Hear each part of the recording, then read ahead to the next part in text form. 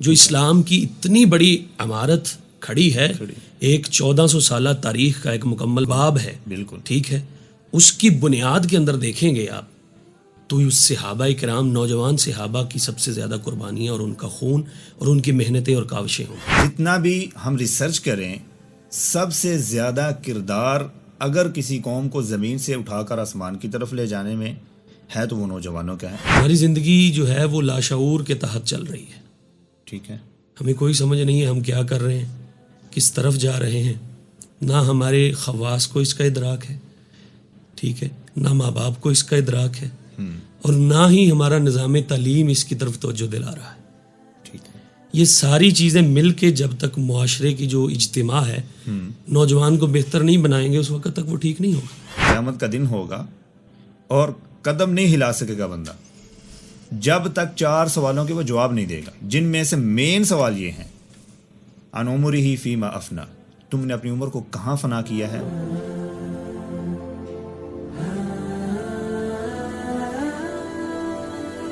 السلام علیکم ورحمۃ اللہ۔ ناظرین، اگر آپ تاریخ کا مطالعہ کریں تو تاریخ کے ہر دور میں، کسی قوم کے عروج و زوال کے ہر دور میں، نوجوان کا اس قدر کردار ہے کہ اس کے بنا کسی قوم کی ترقی یا کسی قوم کا زوال وہ ممکن نہیں ہوتا۔ جتنا بھی ہم ریسرچ کریں، سب سے زیادہ کردار اگر کسی قوم کو زمین سے اٹھا کر آسمان کی طرف لے جانے میں ہے تو وہ نوجوانوں کا ہے۔ اگر آسمانوں سے اٹھا کر زمین پر پھینکنے کا کوئی کردار ہے تو وہ نوجوانوں کا کردار ہے۔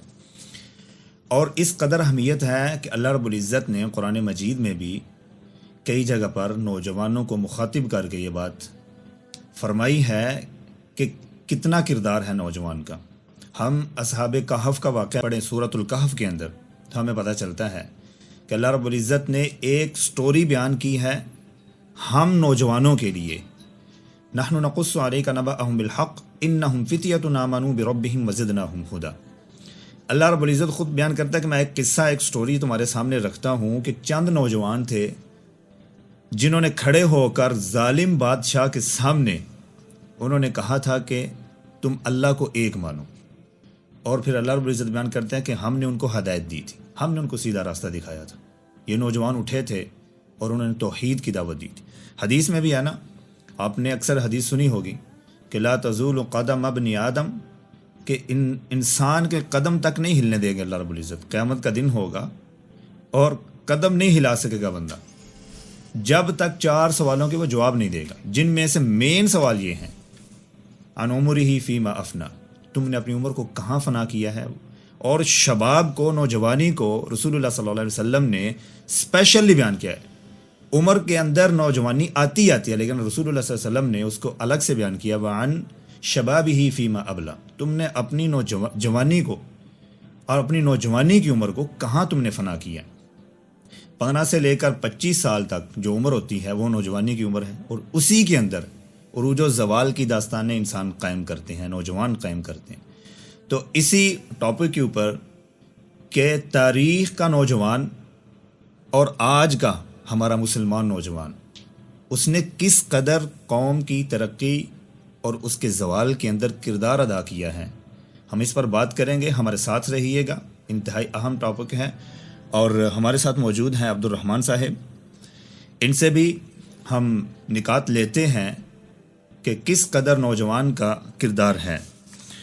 شیخ، آپ ہمیں اس بات پر رہنمائی دیں کہ تاریخ کے اندر جو ہمارے مسلمان ہیروز ہیں، جو نوجوان ہیں، جنہوں نے چھوٹی چھوٹی عمر میں بڑے بڑے کارنامے سر انجام دیے ہیں، ان کا ہمیں ذرا تعارف کروائیں کہ کس طرح انہوں نے یہ کر لیا اور کیا کیا انہوں نے کارنامے سر انجام دے دیے۔ چند مثالیں ناظرین کے سامنے رکھیں تاکہ ہمیں پتہ چلے ہمارے اپنے ہیروز کا۔ بسم اللہ الرحمن الرحیم۔ بہت شکریہ قاری منیب صاحب، آپ نے ہمیں انوائٹ کیا۔ دراصل آپ بات دیکھیں جو آپ نے تمہید میں عرض کیا نا کہ صحاب کہف کا، جی جی جی، صحاب کہف چند نوجوان تھے، توحید کا انہوں نے پرچم بلند کیا، یہ اسلام سے پہلے ہو گئے۔ اب اسلام کے اندر جب آپ آئیں گے، نبی صلی اللہ علیہ وسلم نے جب نبوت کا اعلان کیا تو نوجوان صحابہ تھے، اور قریش کے ظلم کے سامنے انہوں نے توحید کا اعلان کیا. بالکل ٹھیک ہے. جن میں سب سے مین جو نوجوان تو سارے ہی وہ بڑے اعلیٰ اور عہدوں والے اور اعلیٰ مرتبے والے تھے، لیکن جو بنیادی مصعب بن عمیر رضی اللہ تعالیٰ عنہ کو دیکھیں کہ مکے کا شہزادہ کہا جاتا ہے. بالکل شیخ. اور میں کہتا ہوں کہ کمال کی ایک شاہانہ زندگی، شاہانہ لائف سٹائل اور پرتعیش اور نعمتوں سے فراوانیوں سے بھری ہوئی زندگی ہے. اور لکھا ہے ان کی سوانے کے اندر کہ ایک لباس ایک دفعہ، ایک جوتا ایک دفعہ، اور ایک خوشبو ایک دفعہ، اس کے بعد نہیں.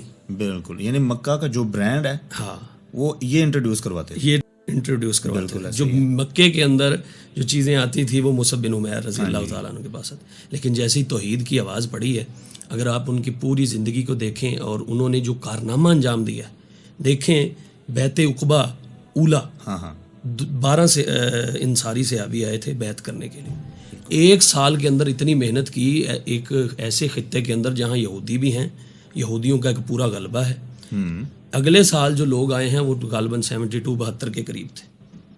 مکے سے بیعت عقبہ ثانیہ کے لیے مدینے سے جو آئے ہیں ان کے ساتھ جو لوگ تھے وہ کتنے تھے؟ 72 تھے بیعت کے لیے. یعنی وہ سارے کے سارے مسلمان ہو چکے تھے حضرت مصعب بن عمیر کی کاوشوں اور کوششوں سے.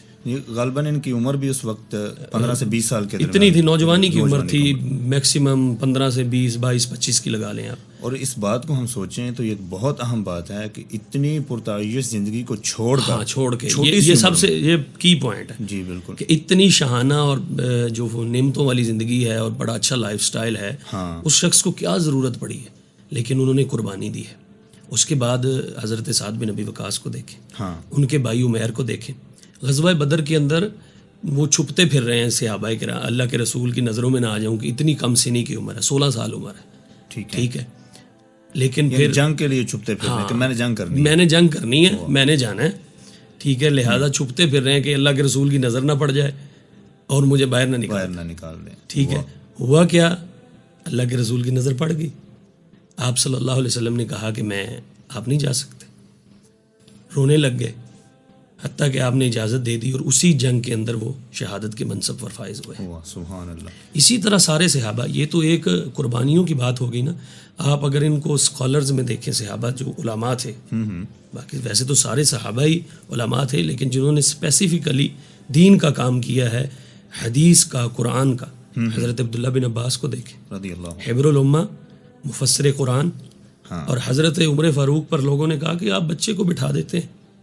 یعنی چھوٹی سی عمر میں بڑی محفل، بڑی محفل میں بچے کو بٹھاتے ہیں ہماری شان کے خلاف. ایک دن پھر ایک سوال درپیش آیا، آپ سے پوچھا گیا، حضرت عمر نے سارے جو بڑے بڑے بیٹھے تھے نا ان سے پوچھا کہ بتائیں کہ یہ جو آیت نازل ہوئی ہے، اذا جاء نصر اللہ والفتح ورأیت الناس يدخلون فی دین اللہ افواجا فسبح بحمد ربک واستغفر انہ کان توابا، یہ صورت کیوں نازل ہوئی ہے؟ اب سبھی لاجواب ہو گئے. حضرت عبداللہ بن عباس رضی اللہ تعالیٰ عنہ نے کہا کہ اس کا شان نزول یہ ہے کہ اللہ اپنے حبیب کو کہہ رہے ہیں کہ آپ کی ڈیوٹی پوری ہو گئی ہے، فتح مکہ ہو گیا ہے، جو مین مقصد تھا آپ کی زندگی کا مقصد ختم ہے، لہٰذا اب آپ اپنے رب کی طرف آ جائیں. یہ تفسیر، اور حضرت عمر فاروق رضی اللہ تعالیٰ عنہ نے ان کی توثیق کی کہ ہاں یہ اس کی ایگزیکٹ تفسیر. یعنی میں نے شاید جو پڑھا ہے کہ جب آپ صلی اللہ علیہ وسلم کا وصال ہوا ہے تو ابن عباس رضی اللہ عنہ کی عمر 13 سال، صرف 13 سال بالکل. اور مفسر قرآن ہے 18 سال کی عمر میں. جو میں نے پڑھا 1660 غالباً احادیث، میکسیمم اتنی زبانی یاد تھی. اور یہ بہت بڑی بات ہے آج کے نوجوان کے لیے، سوچنے کا، سمجھنے کا یہ عالم ہے کہ اتنی چھوٹی عمر میں یہ بہت بڑے کارنامے ہیں کہ بندہ مفسر قرآن ہے اور بڑی محفل میں بیٹھ کے فیصلے بھی سنا رہے ہیں اور بات بھی کر رہے ہیں. اسی طرح تفصیل میں جانے کے بجائے میں نام ذکر کروں گا، آگے آ جائیں، صحابہ کے بعد آ جائیں، تابعین میں دیکھ لیں، محدثین میں دیکھ لیں، اور خاص کر وہ دیکھیں نوجوان جنہوں نے شوق شہادت اور اپنی جوانیوں کو قربان کیا ہے. سب سے زیادہ جو ہمارے ہاں فیمس ہیں محمد بن قاسم ہیں.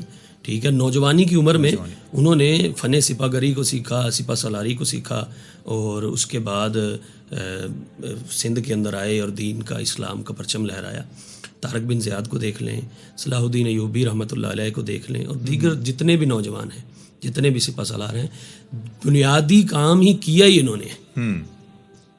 جو اسلام کی اتنی بڑی عمارت کھڑی ہے, ایک 1400 سالہ تاریخ کا ایک مکمل باب ہے, بالکل ٹھیک ہے, اس کی بنیاد کے اندر دیکھیں گے آپ تو اس صحابہ کرام, نوجوان صحابہ کی سب سے زیادہ قربانیاں اور ان کا خون اور ان کی محنتیں اور کاوشیں ہوں گی. بالکل ایسی بات. اور اس کے بعد محدثین میں, تابعین میں, تبع تابعین میں, ائمہ میں, فقہا میں, امام بخاری کو, امام شافعی رحمۃ اللہ امام شافعی اسپیشلی دیکھ لیں کہ تقریباً 7 سال کی عمر 7 میں سال کی عمر میں جی قرآن مجید حفظ کیا ہے, اور اس کے بعد 15-16 سال کی عمر میں میکسیمم غالباً ایک شاعری کا دیوان بھی لکھ دیا ہے اور کتب بھی لکھنا شروع کر دی ہیں, اور وقت کے امام مشہور ہو گئے ہیں. بالکل انہوں نے اپنی نوجوانی کو کارآمد بنایا ہے. کارآمد بنایا. یہ وہ اسلام کے اندر بنیاد ہے. میں نے اسامہ بن زید رضی اللہ عنہ کو پڑھا تو ناظرین بات سمجھنے کی ہے, غور کرنے کی ہے کہ عمر فاروق, حضرت ابوبکر صدیق رضی اللہ عنہ موجود ہیں. رسول اللہ صلی اللہ علیہ وسلم نے سپہ سالار بنایا اسامہ بن زید کو, ان کی 20 سال عمر ہے. بالکل ایسے 20 سال کی عمر میں روم کے ساتھ جنگ ہے ہماری. تو آپ عیسائیت کے ساتھ ٹکر ہے کہ آپ صلی اللہ علیہ وسلم نبی ہیں, اور ایک نبی نے 20 سال کے نوجوان کو سپہ سالار مقرر کر دیا ہے. کتنے ان کی کتنی پرفارمنس ہوگی, کس قدر سکل ہوں گے. یہ میں پوچھنا چاہتا ہوں کہ ہمارے یہ ایسے نوجوان ہم گننا شروع کر دیں تو ختم نہیں ہوں گے, آپ بھی جانتے ہیں. اور آج کا جو نوجوان ہے جس کو آج ہم دیکھتے ہیں, ہم بھی ان میں شامل ہیں, تو آج کے نوجوان میں اس قدر پروگرس کیوں نہیں ہے؟ یعنی اس وقت عمریں زیادہ ہیں, ریشو عمر کی یعنی کہ دنیا سے جانے کی ریشو وہ عمر زیادہ ہے, 100 سال ہیں قریباً. آج ریشو کم ہے, 50 سے 60 سال ہے, میکسیمم 70 سال ہے. تو آج بھی 40 سال کا ایک بندہ ہے, اس کی کوئی پروگرس نہیں ہے, اور 20 سال کے وہ نوجوان ہیں اور کس قدر پروگرس ہے.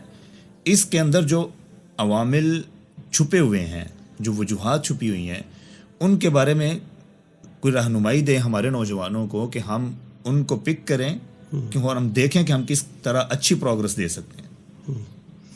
دراصل بات یہ ہے اس میں کہ جو ہمارا مسلمان نوجوان ہے موجودہ دور میں, وہ پہلی بات تو یہ ہے کہ وہ بے مقصدیت کی زندگی جی رہا ہے.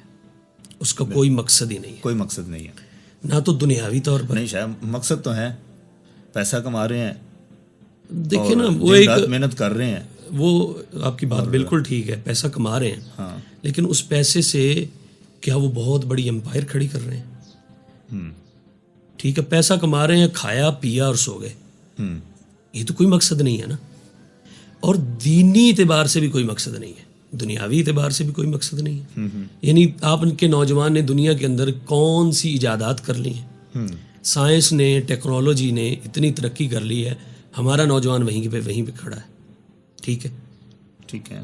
اور دین کے اعتبار سے اگر ہم تو بات کر رہے ہیں اپنی اسلامی تاریخ کی, جی جی ٹھیک ہے, ہماری اسلامی تاریخ میں ہمارے سلف صالحین جو نوجوان تھے وہ اس عمر میں کہاں کھڑے ہوتے تھے, اور ہمارا نوجوان اس کو مادیت پرستی کے شکنجے نے گھیرا ہی اس طریقے سے ہوا ہے کہ اس کو کوئی اور رستہ نظر ہی نہیں آتا.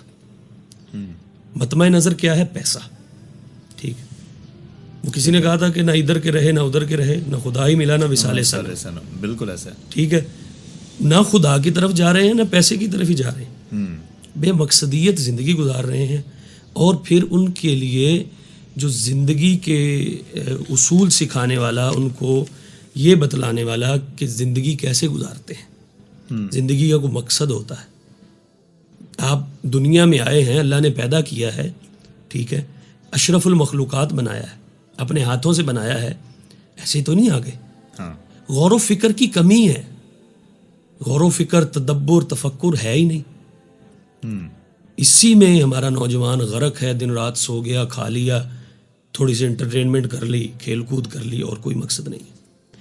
بنیادی طور پر جب تک کسی بھی قوم کا اور اس قوم کے نوجوان کا مقصد واضح نہیں ہوگا اور اس پر روشنی ڈالنے والے کوئی نہیں ہوں گے, بتانے والے کوئی نہیں ہوں گے, اس وقت تک نوجوان اسی طرح بیرا روی کا شکار رہے گا. اچھا شیخ, یہ بتائیں کہ آج کے حالات کے تناظر میں کہ ہمارا نوجوان انتہائی زوال کا شکار ہے, مسلم نوجوان, کوئی پروگرس نہیں, کوئی پروگرس جو اللہ چاہتے ہیں، جو دنیا چاہتی ہے اس میں بھی کوئی نہیں. اس کے اندر کچھ وجوہات ہو سکتی ہیں، اس کی کیا ریزنز ہو سکتی ہیں، وہ وجوہات اور وہ ریزن ناظرین کے سامنے ہم رکھیں کہ کون سی وہ وجوہات ہیں کہ جن کی بنا پر ہماری کوئی پروگرس نہیں ہے. انٹرنیشنل لیول پر بھی دیکھ لیں، نیشنل لیول پر بھی دیکھ لیں، گھریلو ماحول میں بھی دیکھ لیں، محلے میں دیکھ لیں. ہمیں کوئی نوجوان ایسا نہیں ملتا جو 20 سال کا ہے اور اس کا ایک نام ہے کسی کام کے اندر. ظاہری بات ہے اس کی کچھ وجوہات ہیں، وہ کیا ہو سکتی ہیں؟ قاری صاحب دیکھیں، بنیادی طور پر جو سب سے بڑی وجہ ہے نا اس میں، وہ ہمارا نظام تعلیم ہے. نظام تعلیم، ٹھیک ہے، یعنی پورا سٹرکچر جو ہے ایجوکیشن کا ہمارا سسٹم ہے، جیسے آپ سیمیسٹر سسٹم ہے یہ وہ، اور اس کے اندر جو پڑھایا جا رہا ہے، ٹھیک ہے، وہ بنیادی طور پر سب سے بڑا مسئلہ ہے. دوسرا مسئلہ گھریلو تربیت کا بہت بڑا فقدان ہے. ٹھیک ہے. بچوں کی جو گھر سے تربیت ہوتی تھی، خاص کر ماں جو ایک تربیت کا بنیادی جو بنیاد اور اساس ہے تربیت کی، ٹھیک ہے، اور آج کل آپ دیکھیں کہ جو ہماری موجودہ ماں ہے، ٹھیک ہے، اس کی تربیت کتنی ہے، والدین کتنی تربیت کر رہے ہیں. ماں سے ایک بات مجھے یاد آئی. ہمارے شیخ، اللہ ان کی زندگی لمبی کرے، شیخ محمد ادریس حفظہ اللہ تعالی، جامعہ سلفیہ میں جو ہمارے ٹیچر ہیں، ادریس سلفی صاحب حفظہ اللہ تعالی، انہوں نے ایک واقعہ سنایا تھا. کیا بات ہے کہ ماں کے ایک جملے نے ایک بچہ، چھوٹا سا بچہ تھا 6-7 سال کا، اس نے موسیقی کی محفل کو جوائن کر لیا. ماں کو پتہ چلا کہ بچے نے موسیقی کی محفل کو جوائن کر لیا، تو ماں نے بٹھا کے پوچھا، بیٹا کیوں جوائن کیا؟ تو بیٹے نے جواب دیا کہ میری چاہت ہے کہ میں جب کوئی چیز لوگوں کے سامنے رکھوں تو لوگ اشش کریں، واہ واہ کریں، میری تعریف کریں. کیا ہوا؟ ماں نے بیٹے کو سمجھایا کہ بیٹا اگر تو چاہتا ہے نا کہ لوگ تمہاری بات سن کے واہ واہ کریں، میں کہتی ہوں کہ بادشاہ، وقت کا بادشاہ بھی تمہاری بات سنے گا اور واہ واہ کرے گا، لیکن تو نے ایک کام یہ کرنا ہے، تو نے حدیث رسول صلی اللہ علیہ وسلم کو پکڑنا ہے، اس کے اندر ریسرچ کرنی ہے، نکات نکالنے ہیں، دیکھنا ہے کہ وقت آئے گا، وقت کا بادشاہ بھی تمہاری تعریف کرے گا. پھر انہوں نے ایسے کیا، اس بچے نے ایسے کیا، حدیث رسول صلی اللہ علیہ وسلم کو پکڑا، ایسے نکات نکالے. حدیث کی سب سے پہلی کتاب موطا امام مالک رحمہ اللہ، اسی بچے نے تحریر کی. سبحان امام مالک ان کا نام ہے رحمہ اللہ تعالی. اسی بچے نے وہ کتاب تحریر کی. میں اور آپ سوچیں یا آج کے ہمارے نوجوان ناظرین سوچیں کہ ماں کے ایک جملے کی کتنی تاثیر ہے. ماں کے جملوں کے اندر بڑی تاثیر، اور واقعتاً اس کا فقدان ہے، بہت بڑا فقدان ہے. اور آج کی جو ماں ہے اس کو تو ہمارے جو مسلمان ہیرو ہیں ان کو پتہ ہی نہیں ہے. بالکل نہیں پتہ. اس کو موبائل سے فرصت نہیں ہے، بالکل اس کو سکرین سے فرصت نہیں ہے، سوشل میڈیا سے فرصت نہیں ہے. اور تیسری جو میں آپ کو بات یہ عرض کرنے لگا تھا کہ وہ یہ ہے کہ میڈیا کا کردار، نوجوان کو بگاڑنے میں تمام قسم کے میڈیا آ جائیں گے اس میں، ٹھیک ہے، وہ سارے برابر کے حقدار ہیں. بہت بڑا کردار ہے. ایک جو ذرائع ابلاغ ہوتا ہے اس کا ایک تعمیری کردار ہوتا ہے، انسان کی تعمیر، اس کو سکھلانے میں، سمجھانے میں. لیکن ہمارے ہاں آپ کے سامنے صورتحال ہے، اس کی جو وضاحت کی ضرورت نہیں ہے، جو صورتحال ہے، بالکل ٹھیک ہے. لہٰذا یہ 3-4 بنیادی باتیں ہیں جو نوجوان کو بگاڑنے میں بہت بڑا کردار ادا کر رہی ہیں. بالکل. اس کی وجہ یہی ہے کہ ہمارے نوجوان کو شعور نہیں ہے، واقعتاً اس کو یہ شعور، وہ جو چیزیں کر رہا ہے اس کو پتہ نہیں ہے کہ ان کا انجام کیا ہے، یا ہمیں یہ کس طرف لے کر جا رہا ہے، یا ہمیں یہ پتہ نہیں ہے کہ میں جو قدم اٹھانے لگا ہوں یا میں جو کام کرنے لگا ہوں. ہمارے کچھ نوجوان بڑے جوش میں آ کے جی میں بڑا کام یہ وہ کرنے لگا ہوں، لیکن اس کے شعور کے اندر، اس کی سمجھ اور فہم اور ادراک میں یہ بات ہوتی نہیں ہے کہ میں جو کام تو واقعتاً نہیں کرنے لگا ہوں، اس کا انجام کیا ہوگا. انجام کیا ہوگا. جب تک ہم انجام کو نہیں سوچیں گے اس وقت تک جتنا مرضی جو مرضی کر لیں اس وقت تک کچھ بھی نہیں ہوگا. کچھ بھی نہیں. تو ہمیں کیا کرنا چاہیے ایسا کام؟ اپنے نوجوانوں کو کون سے ایسے پوائنٹ دینے چاہیے کہ جن کی بنا پر ان کے لیے آسان ہو جائے کہ وہ اپنے راستے کا انتخاب کریں، اور قوم کے لیے ان کے ایک قدم سے قوم کے لیے بہتری ہو؟ وہ کون سے ایسے راستے ہیں جن کو ہمیں استعمال کرنا چاہیے؟ یہ بھی ناظرین کے سامنے رکھیں کہ وہ کیا پوائنٹس ہیں. سب سے بنیادی بات یہ ہے کہ اپنے اندر سمجھ بوجھ اور فہم کو پیدا کریں. شعور جس کو ہم کہتے ہیں، شعوری زندگی. شعوری زندگی، صحیح. ٹھیک ہے. ہماری زندگی جو ہے وہ لاشعور کے تحت چل رہی ہے. ٹھیک ہے. ہمیں کوئی سمجھ نہیں ہے ہم کیا کر رہے ہیں، کس طرف جا رہے ہیں. نہ ہمارے خواص کو اس کا ادراک ہے، ٹھیک ہے، نہ ماں باپ کو اس کا ادراک ہے، اور نہ ہی ہمارا نظام تعلیم اس کی طرف توجہ دلا رہا ہے. ٹھیک ہے. یہ ساری چیزیں مل کے جب تک معاشرے کی جو اجتماع ہے نوجوان کو بہتر نہیں بنائیں گے اس وقت تک وہ ٹھیک نہیں ہوگا.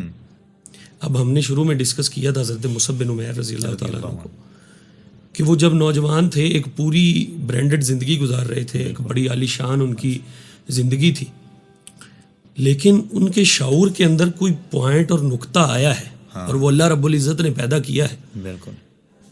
ان کو اپنا مستقبل بہتر نظر آیا ہے اس زندگی سے جو وہ گزار رہے ہیں. بالکل ایسے ہی. اور وہ مستقبل کیا تھا؟ ایمان اور اسلام تھا. نبی صلی اللہ علیہ وسلم کے سایہ عطفت میں تھا، آپ کے زیر تربیت آنا تھا. جب تک ہمیں یہ سمجھ نہیں آئے گی نا کہ میرا مستقبل کیا ہے اور میں نے کیا کرنا ہے اور شعور کیا ہے، اس وقت تک نوجوان بہتر نہیں ہو سکتا. یہ واقعتاً بہت مشکل بات ہے. جب مصعب بن عمیر رضی اللہ عنہ کی زندگی کو ہم پڑھیں تو آج کے نوجوان، وہ تو ایک اے سی والا کمرہ ہے، اس سے نکل کر کوئی کام کرنے کو جی نہیں چاہتا. نہیں جی چاہتا. اور اس لیول کا بندہ کہ مکے کے اندر جو خوشبو آتی ہے سب سے پہلے وہ استعمال کرتا ہے، جو سوٹ آتا ہے سب سے پہلے وہ استعمال کرتا ہے، سب سے بہترین کپڑا. اور جو جوتا آتا ہے جو بادشاہ پہنتے تھے، ایک جوتا خاص، اس کا ایک نام ہے میرے ذہن میں نہیں آ رہا، وہ جوتا مصعب بن عمیر کی عام روٹین میں یوز ہوتا تھا. بالکل ایسے. اور اتنی بڑی برانڈڈ زندگی چھوڑ کر اور کپڑے سارے اتار کے پتوں کے ساتھ جسم ڈھانک کے رسول اللہ صلی اللہ علیہ وسلم کے پاس چلے جانا، اتنی بڑی ڈیل کرنا، ناظرین کی یہ کچھ چھوٹی بات نہیں ہے کہ اس قدر بندہ ڈیل کرے اور چھوٹی سی عمر میں کرے.